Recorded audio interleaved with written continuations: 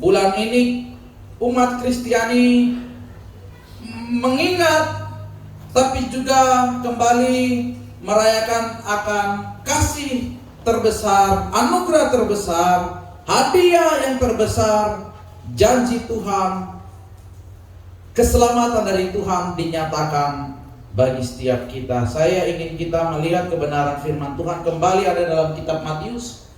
Kalau biasanya dalam perayaan Natal, apalagi di bulan Desember ya, khotbah-khotbah berbicara tentang Yesus. Khotbah-khotbah itu berbicara seputaran bagaimana kehidupan Yusuf dan Maria, bagaimana kehidupan orang Majus, bagaimana kehidupan para gembala, bagaimana Yesus lahir dan apa yang terjadi. Namun hari ini saya ingin kita melihat kebenaran yang kerap kali terabaikan di dalam masa raya Natal. Firman Tuhan yang sebenarnya perlu kita pahami bahwa ada pesan yang begitu mendalam di dalam silsilah kehidupan Yesus Kristus.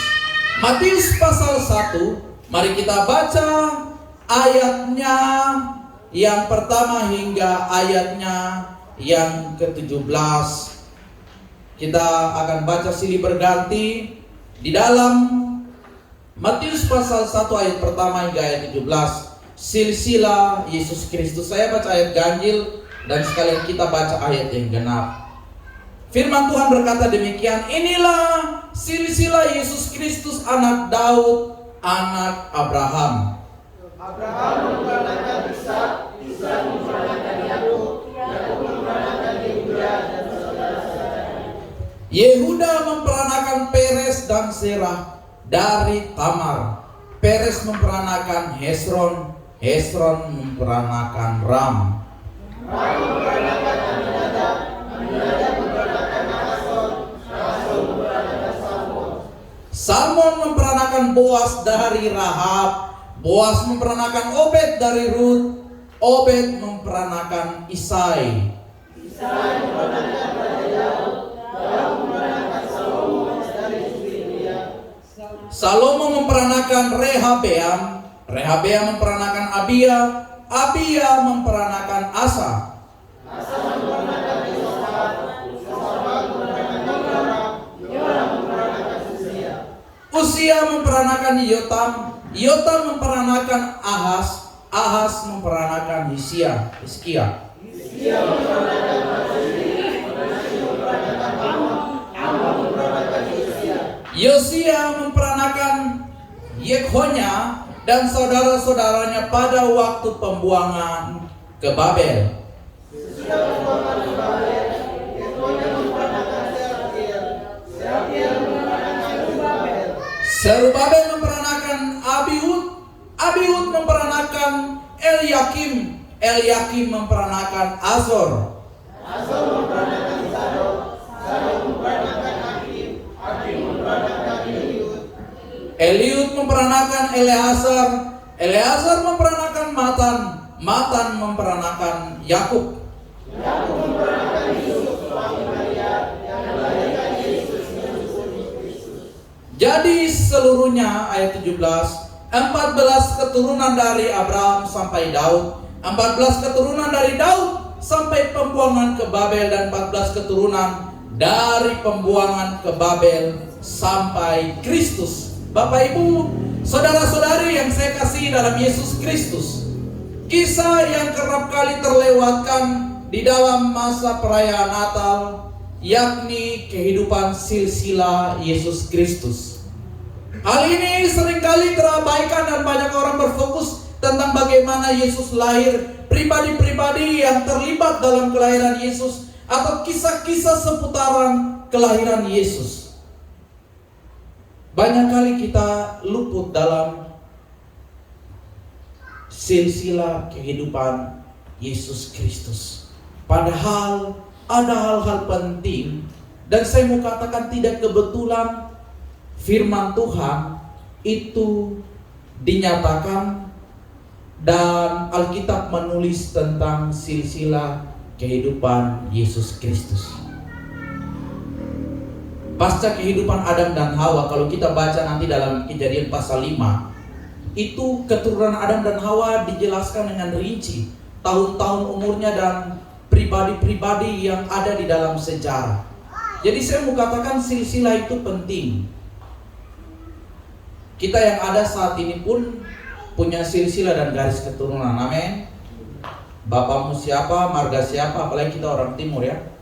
Mama dari mana ya, dan dari keturunan mana, dari suku mana, dari bahasa mana, pasti itu akan dirunut ya. Tadi malam saya baru melayani dalam rumpun keluarga Rumengan ya. Dan rupanya di situ saya pikir semua marga Rumengan, padahal itu ada mamanya, neneknya dan lain sebagainya yang masih sudah hilang marga, tapi mereka masih ada berkumpul dalam sebuah persekutuan. Karena melihat silsilah, karena melihat garis keturunan. Jadi garis keturunan itu perlu kita perhatikan, dari mana kita berasal sehingga kita tahu sejarah hidup kita. Oh, saya punya mama ini begini, saya punya mama dari Jawa, saya punya bapak dari Alor, saya punya bapak begini dan lain sebagainya. Saya punya orang tua seperti ini, om, bapak tua, mama tua ya. Kalau orang Alor bilang bapak besar, mama besar ya. Kakek, nenek seperti begini dan lain sebagainya. Dan waktu mata kuliah okultisme ya, Pak Pendeta Ikut Eno almarhum ya, dia suruh kita tulis silsilah kehidupan kita, garis keturunan, 7 garis keturunan terakhir, supaya kita tahu kehidupan orang tua kita seperti apa, dan kita diminta untuk menyelesaikan persoalan, didoakan dilepaskan dalam mata kuliah itu. Saya tidak tahu, mungkin teman-teman yang lain luput, tapi saya ingat dan catatan saya masih ada dalam Word tentang silsilah garis keturunan, dan diminta untuk tulis siapa itu, namanya dan lain sebagainya. Jadi dulu itu sesuatu yang sangat penting, dan hari ini juga saya mau katakan bahwa silsilah Yesus Kristus itu juga sangat penting. Penting untuk kita pahami, tapi juga ada kebenaran-kebenaran yang terkandung dalam kehidupan Yesus Kristus kalau kita simak secara bersama-sama. Nah, Bapak Ibu yang saya kasih dalam Yesus Kristus, pelajaran penting yang dapat kita ambil melalui silsilah kehidupan Yesus Kristus. Ayat pertama dikatakan, inilah silsilah Yesus Kristus, anak Abraham, anak Daud, anak Abraham ya. Daud dan Abraham, seharusnya Abraham duluan karena dia bapak orang beriman dan hidup lebih dahulu daripada Daud. Tapi kenapa Daud duluan dan Abraham kemudian? Saya mencoba untuk menganalisa dan kembali mengingat bagaimana kehidupan Daud dan Abraham. Bagaimana janji Tuhan itu dinyatakan bagi Abraham dan Daud tentang keselamatan besar, tentang janji akan hadirnya Mesias. Waktu Abraham mengalami panggilan dari Tuhan bahwa dia akan menjadi berkat bagi bangsa-bangsa. Olehmu semua kaum di muka bumi ini akan mendapatkan berkat. Kejadian pasal 12. Dan janji itu kembali diulang dalam Kejadian pasal 22 ayat 18 bahwa keturunanmu lah akan membawa berkat. Olehmu semua kaum di muka bumi akan mendapat berkat. Tuhan berjanji akan sebuah berkat yang besar. Tapi juga dalam kehidupan Daud, Raja Israel yang Tuhan angkat, kekuasaan, kejayaan, kehormatan, tapi juga power yang ada dalam kehidupan Daud itu mempunyai pengaruh. Dan sampai saat ini kehidupan orang Israel itu, kalau kita runut sejarah, kita ingat ada satu pemimpin yang luar biasa, yakni Daud. Kemenangan demi kemenangan, kekuasaan demi kekuasaan dilewatinya, ditempuhnya karena Tuhan menyertai. Dan Tuhan juga berjanji bahwa nanti akan ada sebuah tunas Daud ya, dari tunggul Isai. Kalau kita lihat janji tentang kehadiran Yesus dalam Yesaya pasal 9 ayat 6 dan 7, ada nama Daud dicantumkan. Yeremia 23 ayat 5 sampai 6, melalui keturunan Daud ya. Tidak pernah melalui raja-raja lain. Tuhan bilang nanti engkau punya keturunan akan membawa keselamatan. Tapi Tuhan memilih Daud karena ada power, karena melalui pemerintahannya bangsa Israel mengalami kejayaan. Dan kehadiran Yesus Kristus, silsilah Yesus Kristus dalam Kitab Matius pasal 1 ayat 1 dibuka dengan nama Daud dan Abraham. Ini menunjukkan bahwa Tuhan itu berjanji dan Dia tidak pernah mengingkari janjinya. Ini menunjukkan bahwa Tuhan setia terhadap apa yang pernah diucapkannya, apa yang telah dijanjikannya. Walaupun situasi berubah, walaupun secara manusia mungkin banyak yang sudah lupa, tapi ketika Tuhan berjanji Dia tidak akan pernah lupa. Kasih setianya dari dulu, sekarang sampai selama-lamanya tidak pernah berubah. Kasih setia itu berasal dari bahasa Ibrani keset ya. Jadi kalau Tuhan berjanji itu ada kasih setianya yang terlibat di dalam. Dan kasih setia Tuhan itu kuat ya. Ibu Tebay Blego ya, bisa maju ya. Kita salaman. Ini orang Indonesia, alor ya. Alor Indonesia ya. Ini orang Pani Ekipo ya, ya, terlepas. Kalau orang Roma berjanjinya begini. Orang Wamena juga ya, oke ya, ini orang Wamena juga salamnya begini. Nah, kasih setia Tuhan itu seperti ini. Tuhan dan manusia mengikat janji. Tuhan mengikat janjinya kepada kita umat manusia dengan kasih setianya seperti ini. Tangan manusia boleh lepas, Ibu Selvi lepas tangan manusia, tapi tangan Tuhan tetap memegang. Bukan terlepas seperti ini, terlepas sudah selesai. Kasih setia Tuhan hilang, tidak, tapi kasih setia Tuhan itu tetap ada. 2 Timotius pasal 2 ayat 13, firman Tuhan katakan bahwa Dia Tuhan itu yang berjanji dan tidak pernah melupakan janjinya. Jika kita tidak setia, Alkitab katakan Dia tetap setia, karena Dia tidak dapat menyangkal dirinya. Kalau Tuhan yang berjanji, kalau Tuhan yang berfirman, saya mau katakan firman itu tidak akan kembali dengan sia-sia. Firman atau janjinya akan digenapi dalam hidup kita. Yakini dan pegang janji Tuhan. Jangan engkau ragu-ragu ketika Tuhan berfirman kepadamu. Jangan engkau asal atau cuek dan lupa akan janji Tuhan. Banyak kali kita umat Tuhan lupa bahwa Tuhan pernah berjanji, bahwa Tuhan sudah kerap kali berfirman. Yakini, pegang janji Tuhan, percaya bahwa ada waktu Tuhan untuk mengangkatmu, akan memulihkanmu, dan akan menolongmu. Jangan pernah engkau meragukan janji Tuhan. Jangan pernah engkau lupa bahwa Tuhan itu setia. Kasih setianya dari dulu, sekarang sampai selama-lamanya tidak berubah. Dia Tuhan yang tetap sama. Dia Tuhan yang tahu hari depanmu. Oleh sebab itu Tuhan tidak pernah sembarang berfirman kepada kita. Amin. Kalau Tuhan lupa akan apa yang Dia firmankan, maka saya mau katakan terlalu banyak orang kecewa dengan kekristenan. Terlalu banyak orang akan berpaling dari Tuhan. Terlalu banyak orang akan lupa Tuhan dan tidak mengikut Tuhan lagi dengan sungguh-sungguh. Tapi karena kasih setia Tuhan itu tetap ada, Dia tetap setia dan Dia tidak menyangkal dirinya dengan kesetiaannya. Oleh sebab itu yang menjadi pengharapan dan itu yang menjadi kekuatan untuk kita mengikutnya.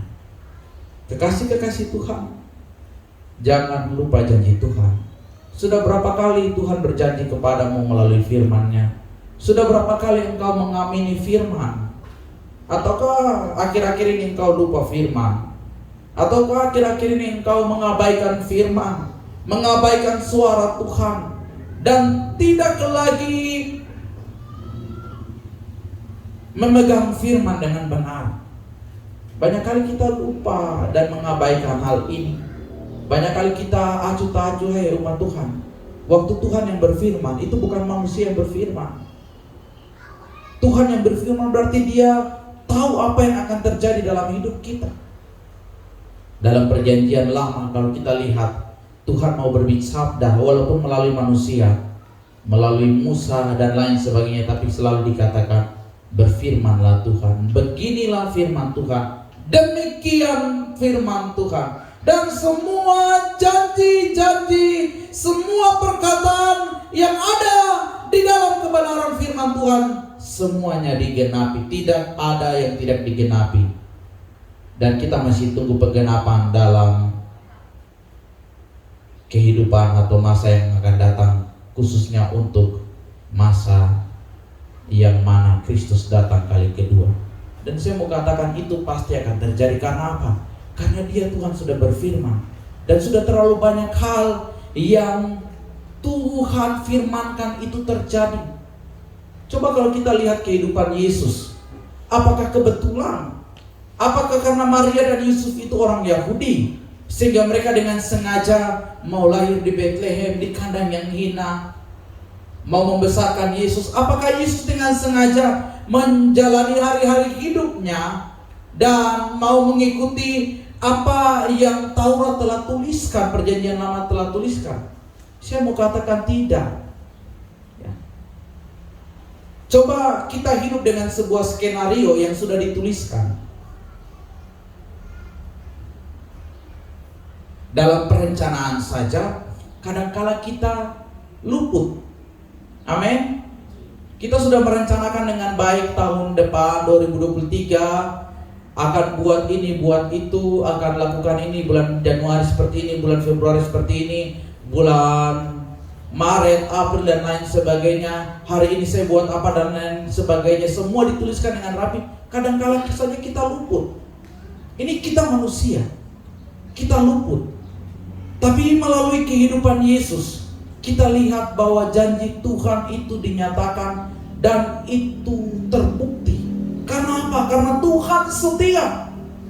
Dan silsilah kehidupan Yesus dalam Matius pasal 1 dimulai dengan kehidupan Daud dan Abraham. Karena Tuhan berjanji melalui kedua hambanya itu, Daud dan Abraham. Dan ini membuktikan dan menunjukkan bahwa kasih setia Allah, kasih setia Tuhan tidak berubah dari dulu, sekarang sampai selama-lamanya.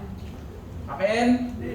Jangan ragukan kasih setia Tuhan. Jangan menyepelekan suara dan kebenaran yang Tuhan firmankan kepada saudara dan saya. Yang berikut, melalui kehidupan silsilah Yesus Kristus. Kalau kita baca ada nama-nama yang terdapat di dalam silsilah kehidupan Yesus Kristus. Ada seorang yang bernama Ruth. Kita tahu bersama Ruth adalah seorang yang mengikuti mertuanya Naomi dan akhirnya nikah lagi dengan Boaz, dan melalui keturunannya lah ada seorang yang bernama Daud.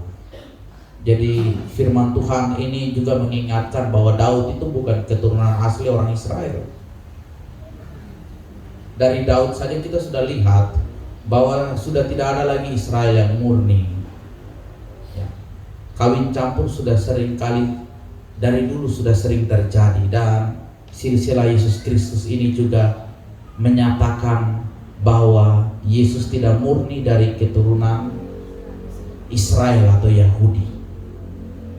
Tapi ada seorang yang bernama Ruth yang terlibat dalam silsilah Yesus Kristus. Ini menunjukkan bahwa keselamatan juga berlaku bagi saudara dan saya. Keselamatan juga berlaku bagi kita yang ada di bangsa lain di luar bangsa Israel. Walaupun kita dicangkokkan ya, tapi tetap keselamatan itu tetap berlaku. Tuhan datang untuk semua manusia. Amin. Tuhan datang untuk semua ciptaan. Tuhan bukan datang untuk suatu bangsa. Karena Dia Tuhan yang menciptakan langit dan bumi. Dia Tuhan yang menjadikan bahasa-bahasa. Kalau kita lihat dalam Kejadian pasal 11, siapa yang memecah belahkan bahasa? Apakah manusia? Tuhan ya. Dan ini menunjukkan bahwa Tuhan juga mengerti bahasa setiap manusia. Jadi kita mau pakai bahasa apapun ya, dengan logat dialek apapun, Tuhan tahu, Tuhan mengerti. Dan keselamatan juga berlaku bagi kita. Amin. Tuhan datang ke dalam dunia. Yesus hadir, Dia tidak bawa bahasa dari sorga. Dia pakai bahasa budaya dan kehidupan orang Yahudi, agar supaya kebenarannya dapat dinyatakan dan tersampaikan. Karena Dia Tuhan yang mengerti setiap bahasa kita manusia. Dan ini juga mengingatkan kita bahwa keselamatan juga berlaku bagi saudara dan saya. Jadi jangan kecil hati, aduh saya ini bukan orang Yahudi, aduh saya ini tidak mengerti bahasa Yahudi, aduh saya ini tidak pernah ke Israel ya, atau saya ini tidak tahu keadaan di sana seperti apa. Saya mau sampaikan silsilah kelahiran Yesus Kristus, seorang yang bernama Rut juga dipakai untuk hadirnya juru selamat, dipakai untuk hadirnya seorang penyelamat. Dan keselamatan juga itu berlaku bagi saudara dan saya. Yesus juga dalam perjalanan, dalam pelayanannya, bukan hanya melayani orang Yahudi, tapi orang di luar Yahudi pun dilayaninya. Seorang perwira yang anaknya sakit, kita ingat kisah itu. Seorang Samaria ini bukan orang asli keturunan Yahudi. Bahkan pasca kenaikan Yesus ke surga, kita ingat bersama ada seorang yang bernama Cornelius. Dia adalah perwira Italia, tapi keselamatan juga berlaku bagi hidupnya. Dan ini juga menjadi dasar bagi kita bahwa keselamatan juga berlaku bagi saudara dan saya. Karena silsilah kehadiran Yesus Kristus, Tuhan juga memakai bangsa lain. Yang berikut ya, ada seorang yang bernama Rahab. Silsilah Yesus Kristus ini begitu unik dan luar biasa. Seorang yang bernama Rahab juga dipakai Tuhan untuk hadirnya seorang juru selamat ya. Alkitab ingatkan dan katakan bahwa ada Rahab melalui silsilah Yesus Kristus. Siapa ini Rahab ya? Rahab ini bukan perempuan baik-baik. Rahab ini adalah seorang perempuan bersundal. Kalau istilah sekarang dikenal dengan seorang pelacur, seorang yang hidup dalam dosa, seorang yang hidupnya punya latar belakang yang buruk. Tapi Tuhan memakai hidupnya, Tuhan memakai dia untuk menghadirkan juru selamat. Karena apa? Kalau kita lihat dalam Ibrani pasalnya yang ke-11, ayatnya yang ke-31 ya. Di situ dikatakan tentang Rahab. Ayat 31 firman Tuhan katakan, karena iman Rahab, perempuan sundal itu tidak turut binasa bersama-sama dengan orang-orang durhaka, karena ia telah menyambut pengintai-pengintai itu dengan baik. Namanya dituliskan beberapa kali dalam perjanjian baru dan menjadi contoh orang-orang beriman. Karena imannya, karena perbuatannya, karena sikapnya, karena sambutannya bagi para pengintai yang masuk ke kota Yeriko, maka ia diperhitungkan maka perbuatannya itu diperhitungkan. Yakobus pasal 2 ayat 25, firman Tuhan katakan demikian. Yakobus pasal 2 ayat 25, dan bukanlah demikian juga Rahab pelacur itu dibenarkan karena perbuatan-perbuatannya, karena ia menyembunyikan orang-orang yang disuruh itu di dalam rumahnya, lalu menolong mereka lolos melalui jalan yang lain. Jadi Rahab itu dibenarkan karena perbuatan-perbuatannya. Yakobus pasal 2 mengingatkan kita bahwa iman itu juga bekerja sama dengan perbuatan. Perbuatan itu juga penting. Perbuatan itu juga diperhitungkan oleh Tuhan. Apa yang kita imani itu diwujudkan melalui tindakan. Rahab mengimani, Rahab percaya akan Allah yang disembah oleh orang Israel, Allah yang disembah oleh Abraham, Ishak dan Yakub. Dia sudah banyak kali mendengar, oleh sebab itu ketika pengintai masuk, ada wujud nyata iman, ada wujud nyata keyakinannya dengan dia mau berbuat sesuatu terhadap imannya. Dia mau menyatakan melalui imannya waktu ia menyembunyikan orang-orang yang disuruh oleh Yosua, para pengintai itu, dan bahkan meloloskan mereka daripada tangkapan orang-orang Yeriko pada waktu itu. Ini perbuatan yang mulia, ini perbuatan yang luar biasa. Dan perbuatan Rahab masuk dalam silsilah Yesus, atau nama Rahab, seorang yang tidak baik, tapi kok bisa dimasukkan dalam silsilah Yesus? Berarti Tuhan mau untuk memakai saudara dan saya ketika kita mau hidup dalam pertobatan, ketika kita mau menggunakan kesempatan yang Tuhan berikan dengan melakukan yang terbaik bagi Tuhan. Amin. Rahab adalah contoh nyata. Dia tidak menyia-nyiakan kesempatan ketika waktu itu datang. Dia tidak menyia-nyiakan waktunya dengan berkata nanti mungkin ada hal lain, nanti mungkin tunggu saja serbuan orang-orang Israel masuk baru saya bilang saya ini juga sembah dan percaya kepada Allah yang disembah oleh Abraham, Ishak dan Yakub. Saya sudah banyak kali mendengar. Tidak, Bapak Ibu. Rahab tidak menunggu waktu lama. Ketika ada kesempatan, dia gunakan kesempatan itu dengan baik untuk menolong dan mewujudkan imannya, menolong pengintai-pengintai itu, karena dia punya iman yang kokoh.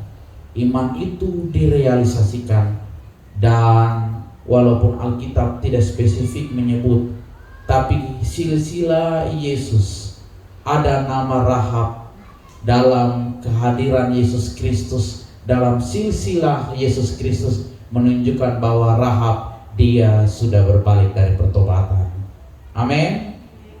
Rahab berbalik dari kelakuannya yang jahat. Rahab mewujud nyatakan iman, dan bahkan kisah Rahab, iman Rahab menjadi contoh dan dituliskan dalam Ibrani pasalnya yang ke-11 ayat 31.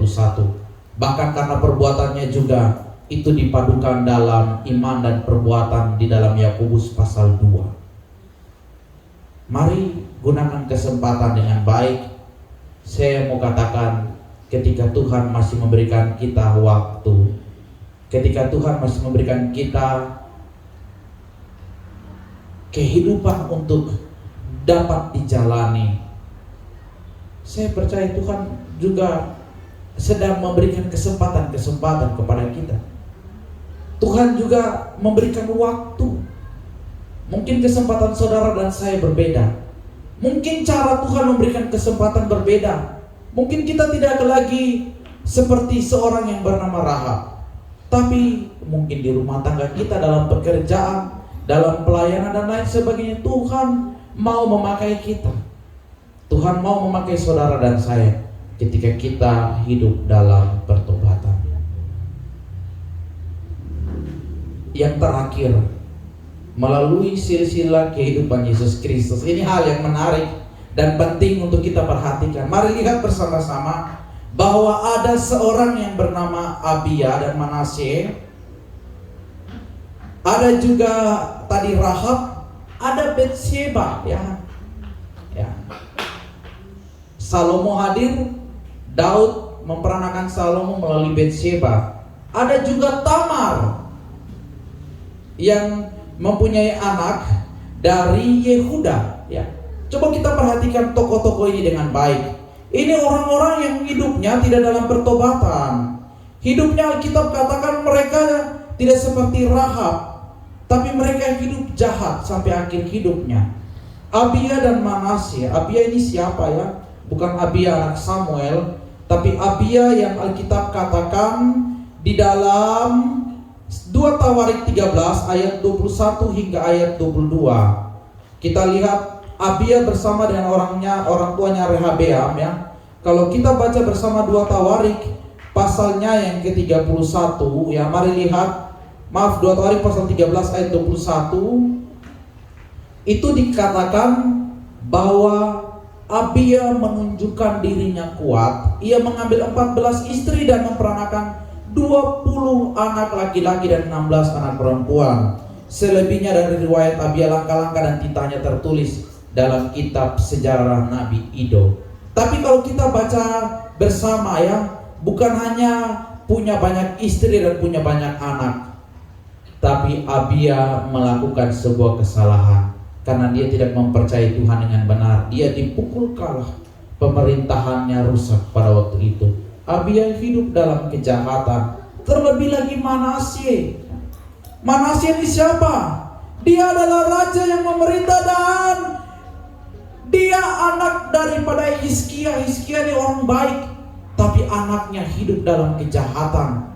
Kalau kita baca 2 Tawarik pasal 33 ayat 2 sampai 8, kejahatan Manasye itu tertulis dengan rinci. Dia tidak menyembah Tuhan, dia melakukan hal yang jahat di rumah Tuhan. Dia tidak lagi setia beribadah kepada Tuhan, dan apa yang diperbuatnya semata-mata jahat di hadapan Tuhan. Tapi namanya ada dalam silsilah kitab Yesus Kristus, silsilah kehidupan Yesus Kristus. Ada Batsheba. Siapa Batsheba? Dia adalah seorang yang berselingkuh dengan Daud, ya. Bukan Daud yang berselingkuh dengan Batsheba.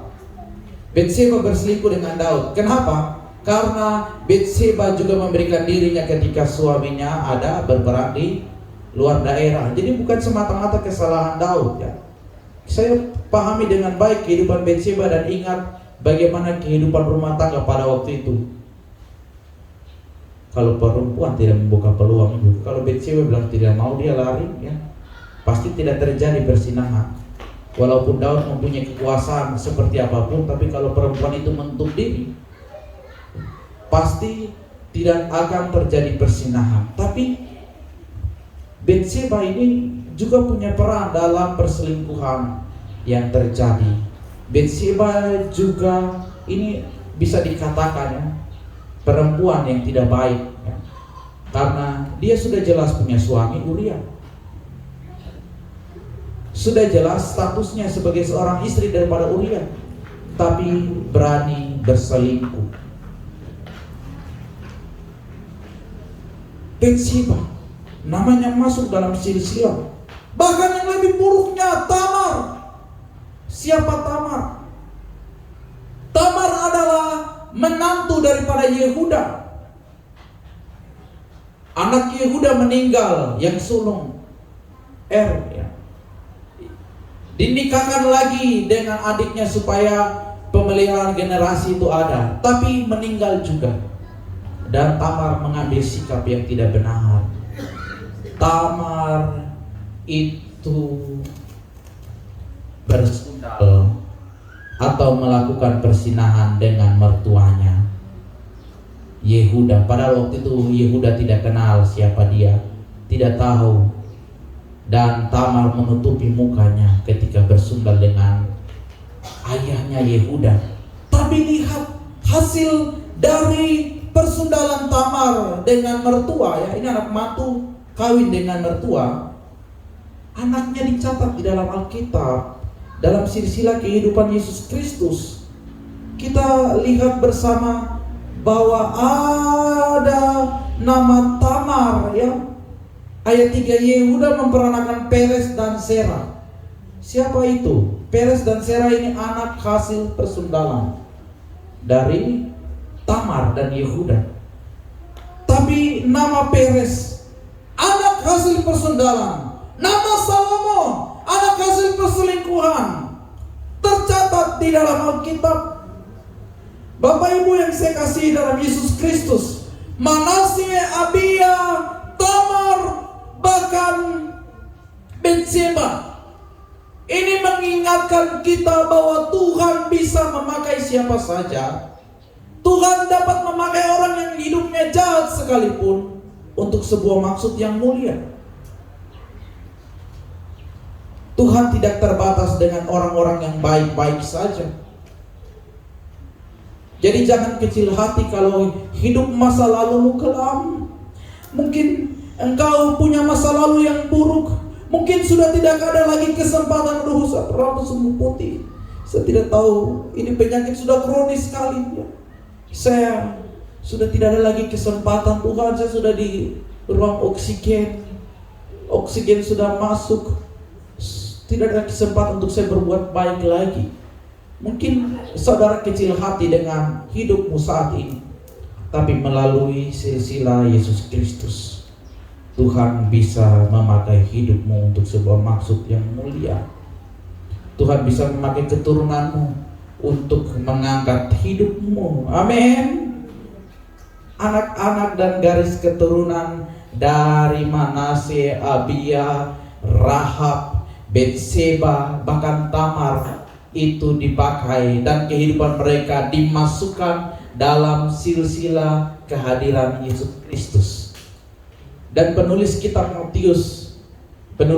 Matius adalah seorang yang kental dengan budaya Yahudi. Tidak mungkin dia tidak tahu kaidah dan penulisan. Tidak mungkin dia tidak tahu sejarah kehidupan orang Yahudi. Tapi nama-nama ini dicantumkan dalam silsilah kehidupan Yesus Kristus karena ada maksud, karena ada tujuan, bahkan karena ada sesuatu yang ingin Tuhan nyatakan bagi saudara dan saya, bahwa Tuhan bisa memakai siapa saja. Tuhan bisa memakai orang dengan latar belakang yang buruk sekalipun. Tuhan bisa pakai generasi kita, keluarga kita, orang-orang di sekitar kita untuk sebuah maksud tujuan yang indah dan mulia. Amin. Setiap kita punya latar belakang yang buruk. Setiap kita punya masa lalu yang buruk. Dan mungkin saat ini Tuhan tidak secara langsung memakai hidup kita, tapi mungkin Tuhan memakai anak kita, Tuhan memakai suami kita, Tuhan memakai istri kita, Tuhan memakai keluarga kita. Dan di dalamnya ada peran kita. Di dalamnya ada peran kita yang punya masa lalu yang buruk.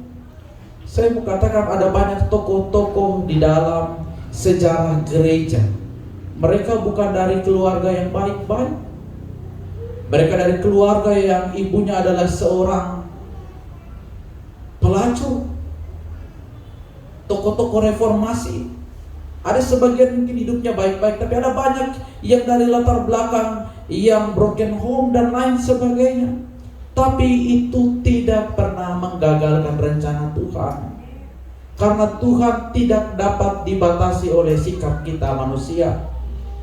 Tuhan bisa memakai siapa saja. Tuhan bisa pakai cara apa saja. Bahkan Tuhan bisa pakai waktu yang ada di depan untuk memulihkan keadaan kita. Terbukti kehidupan orang-orang yang ada di dalam silsilah kehidupan Yesus Kristus, hidupnya sungguh buruk, hidupnya sungguh tidak mempermuliakan Tuhan, dan tidak dikatakan akhir hidupnya itu baik-baik. Tapi mereka dipakai Tuhan dengan heran dan luar biasa. Tapi keturunan mereka, bukan hanya keturunan mereka, tapi nama mereka tercatat di dalam silsilah kelahiran Yesus Kristus. Dahsyat dan luar biasa, memberikan kita harapan bahwa tidak ada yang mustahil bagi Tuhan. Memberikan kita harapan bahwa ada kesempatan. Kita tidak tahu hari depan apa yang akan terjadi dengan anak-anak kita. Mungkin anak-anak kita nanti suatu saat jadi presiden, amin. Mungkin anak-anak kita suatu saat jadi orang-orang yang hebat, jadi hamba Tuhan. Saya berdoa ada generasi dalam gereja ini akan dipakai untuk menjadi hamba-hamba Tuhan. Itu tidak ada yang mustahil. Tuhan bisa memulihkan keadaan dengan cara apapun juga. Dan ini menunjukkan bahwa tidak ada yang mustahil baginya. Tidak ada yang tidak mungkin baginya. Jangan berkecil hati kalau keadaanmu saat ini tidak baik-baik saja.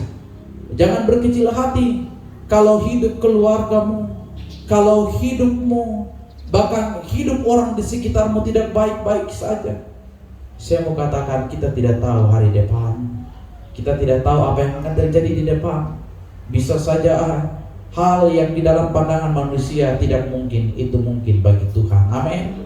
Apa yang kelihatan mustahil, tidak ada yang mustahil bagi Tuhan. Inilah pelajaran-pelajaran penting yang terdapat dalam silsilah kehadiran Yesus. Matius pasal 1 ayat 1 hingga ayat 17. Ingat bahwa Tuhan itu berjanji dan Dia setia dengan apa yang dijanjikannya, apa yang difirmankannya. Dan keselamatan berlaku bagi saudara dan saya. Tuhan mau memakai kita ketika kita hidup dalam pertobatan seperti Rahab. Tapi juga Tuhan dapat memulihkan keadaan kita. Dan Tuhan juga dapat memakai orang-orang berdosa sekalipun untuk maksud dan rancangannya yang indah dan mulia. Pandang Tuhan, karena Tuhan yang memegang hari esok. Karena Tuhan yang tahu apa yang akan terjadi dalam hidupmu kelak di depan.